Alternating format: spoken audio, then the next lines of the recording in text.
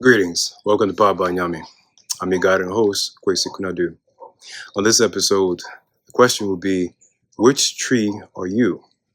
Now, the tree here is going to be a metaphor, obviously. But a metaphor for what? A metaphor for the kind of personal people that you are and that we are. Now, this metaphor, or the idea of a tree metaphor, is well known and well worn. But I want to give it a little twist today. And the twist you'll see, hopefully, in a moment what that is.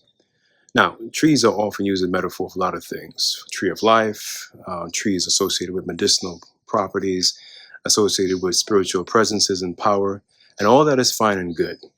But the twist here I want to share with you is trees being representative of the typology or the kinds of people that we find inhabiting this world of ours on this planet. And so, let's begin. Some people are giving trees. And by giving trees, I mean this. These are the kinds of people who, regardless of how they are upset, regardless of how they are angered, regardless of how they're frustrated, regardless of what their mind is telling them not to do, they will give of themselves. They will give of their time, of their energy, of their resources. They will forgive quickly, even if they may not forget as quickly. They will forgive because they have the heart and the soul of an individual and a type of individual that no matter how much they fight against their own selves, and in many ways they do fight themselves, because we as human beings, we have our own moments where, we know cognitively in our minds and our heads that I should not be doing this. I should not be associating with those people. I should not be helping him or her. But yet and still, there's something that is overpowering, almost domineering from the heart and the soul of that tree, of that kind of person, where they will still go ahead and help.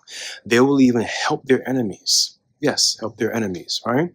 They're the kind of person that even if they don't talk to someone and they see that person's in trouble or that person reaches out for help, they will immediately or almost immediately respond to them in kind.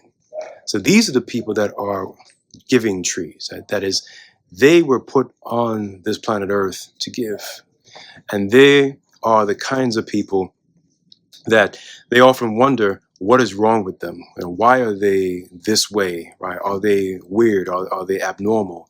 And the answers to those questions are pretty simple. The answer is no, because once a person recognizes what kind of tree they are, then life sort of falls into place, and how you relate to other people falls into place, because the most important thing and the only thing that you can take with you once you depart this physical, material, human world is the relations in which you have and the connection that is sutured by that thing called love. That's the only thing you can take with you. You can't take anything else with you. Even your memories you can't take with you. And so those people that are giving, they are the giving trees. And regardless of what they try, whatever roadblocks, whatever mountain they put in front of them to stop themselves from doing or being so, they will ultimately and always give. But guess what? Because or when a giving person, right, activates or maintains that giving spirit, that giving heart, that giving soul, it means that their blessings will then multiply and return to them. In other words, they are not the kind of people who will go out there in the world to seek to ruin others in order to make money, or to make a fortune, or to become successful, or to become famous. They are not those kinds of people. They're the kinds of people who run in the other direction. They're the kinds of people that will simply not try to take advantage of, not try to hurt or harm other individuals, because they are giving trees. And if you're a giving tree, big up to you. The next kind of tree that we're going to focus on is the exploitative, poisonous, or otherwise cannibalizing tree. Right? Now, we should note that in nature, in the natural world, there are technically no consuming or carnivorous tree that exists. Now, yes, we're familiar with the Venus flytrap, which is a plant. Now, there is an exception. There's a species of pincher trees, pincher, Pitcher, pincher. There's a species There's a variety of pincher trees that actually grow to about 5 feet. A plant, excuse me, that grows to about 5 feet or so, and does in fact consume rodents, small animals, and the like. So there is technically, or not so technically, a plant that is really that's the height of a tree that does consume mammals, right? Small mammals at that.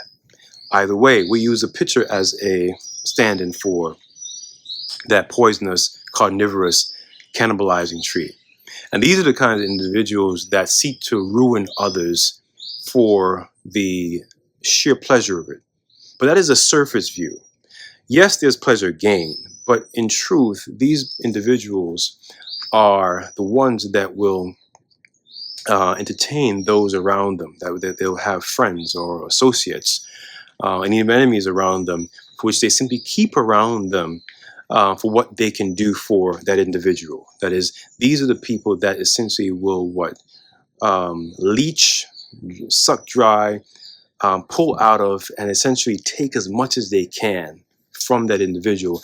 And when that individuals or those individuals are no longer of use or value, they simply destroy them by way of cannibalizing them, right? That is, devour them. Because that is their particular purpose and role. That is, they were put on this planet to be these carnivorous, exploitative trees. And as such, these individuals, however, face a very interesting challenge. Interesting because it's an irony. These are the same individuals who will often pretend and try to convince others that they are not carnivorous, they are not predatory, they are not exploitative. That they will try to convince those around them, especially, and those who seek to be around them, that they are in fact the opposite, that they're in fact a giving tree, or they're in fact a kind tree, even a saintly or holy tree. But in fact, they are not. And that's the irony in which they find themselves in their own conundrum, that is their own trap. Because on the one hand, they want to present an image, just like the Venus flytrap, present an image that they are simply a beautiful plant or a beautiful tree. But in fact, they are quite the opposite. Their heart and their soul is embittered. In fact, their heart and their souls are filled with wickedness and evil. And they, however, have a difficult time moving through the world, because once they move on from something or someone or a group of people, that person or those people mean nothing to them. They literally are dead on arrival. And so these carnivorous trees, right, these carnivorous individuals, they are marked by that paradox. So one should always be on the lookout and be careful. If something looks too good, in fact, it is too good. Something looks too beautiful, looks too attractive, in fact, it is too good. And it's easy to mark out these individuals because they will try very hard to present an image, to present a particular kind of personality. But if you watch them, not listen to them, but watch them and see how consistent they are, you'll figure out very soon that they're temperamental, right? That they are almost frantic. They'll go in and out of fits now and then. They'll go in and out of even personalities now and then because they're trying to keep up the masquerade. They're trying to keep up their performance, right? Just like most carnivorous plants that exist. Their job, meaning these carnivorous plants, are to trick their prey into believing, right, into seeing something that's not really there. And so these carnivorous trees, these carnivorous individuals, these predator individuals are marked by that paradox. Now, for those individuals, the keys for them and their success is very simple. It's not to pretend. It's to be themselves. In other words, you can't be mad at someone because of who they are. If a person is evil and wicked, that's who they are. And if they tell you and if they show you in so many ways, in so many instances, you should believe them. If a person says that they're about this life or about that life, you should believe them. Take them at their word. Equally important is this. I once heard a person say, I have done no wickedness.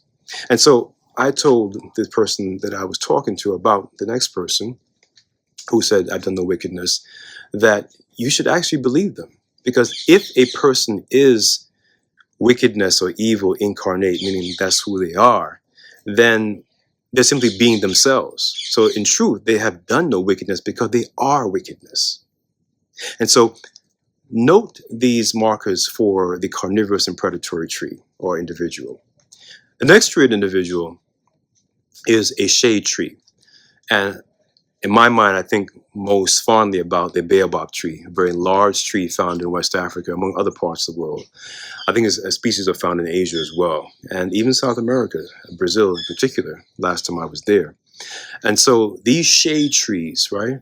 These shade trees and individuals who are the type of person that correspond to the shade trees, they're the ones who provide cover, who provide protection, who provide essentially a layer to buffer against whatever it is that's going on in the world. And so these are the individuals, who will give of their food, will give of their time, give of their money, give of their resources from the heart, purely from the heart, expecting nothing in return. These are the ones who will in fact stand in as a shield to protect other people. I remember once I was at a community of Rastas in Jamaica some years ago doing a Kwanzaa celebration. I think the day was Kujijakalia, self-determination. And it was a nice, beautiful compound. The Rastas, I give them their credit, at least those Rastas anyway. They had a self-sufficient community. They had their own businesses. They had their own way of growing and harvesting their food. I mean, they really had a nice setup in the compound area and a large plot of land, in fact. And so I was really impressed by what they were doing. So at this event that was held in the evening, one with two friends of mine, a person who owns, his husband and wife, they own, I think, New African magazine in London. Very good couple, very good people. And so they, at least the husband, went up to give sort of like a unifying speech, about a few minutes, really. Can't call it a speech. But he gave a unifying note, right? And so I thought that was cool. After him came this Rasta, very deranged, very, fanatic, jumped up and, started screaming and shouting and berating and belittling the man, this brother, who all he did was try to give some unifying note on the day of self-determination, right, among people of African ancestry. And so I, could not stand it. So I got up and I made it my case, my business, to put that Rasta in his place, right? To tell him about his Selassie and the fictions and the dogmas built up around this. Of course, I'm starting a fire, basically committing arson in a fire station. In other words, arguing about his Selassie among a group of Rastas. So I did so. But I did so because in that moment, and I'm not sure if I'm really a shade tree or not, but in that moment, I was that shade tree.